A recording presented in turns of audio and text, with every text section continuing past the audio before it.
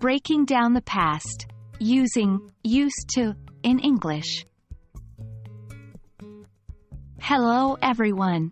Welcome back to our English language learning series.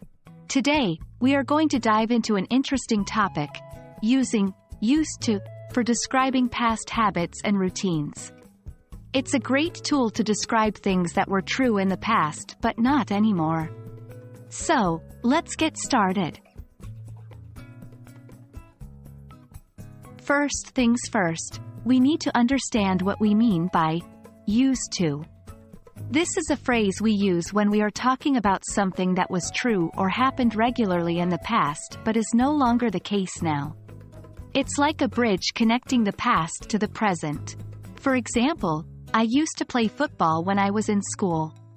Here, the speaker is expressing a habit or routine they had in the past, playing football, that they no longer do.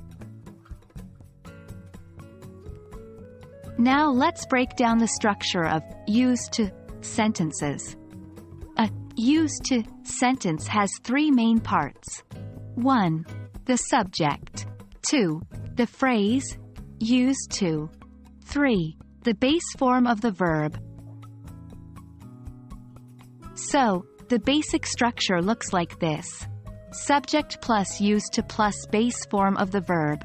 For example, I used to walk to school. Here, I is the subject, used to is the phrase we are learning about, and walk is the base form of the verb. Remember, we don't use ing form or to after used to. So, I used to walking to school or I used to walk to school would be incorrect. Used to also has a negative form and can be used in questions. For the negative form, we add didn't before used to, like this. Subject plus didn't used to plus base form of the verb. For example, I didn't used to like vegetables.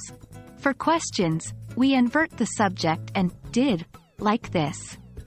Did plus subject plus used to plus base form of the verb? For example, did you used to play the guitar? Note that in negative sentences and questions, used to is spelled without a d at the end. And that's it. Now you know how to use used to talk about your past habits and routines. It's a simple and effective way to share more about your personal history in English. Remember, practice is the key to mastering any language skill, so try to use used to in your everyday conversations. We hope this video has been helpful, and we look forward to seeing you in the next one. Happy learning!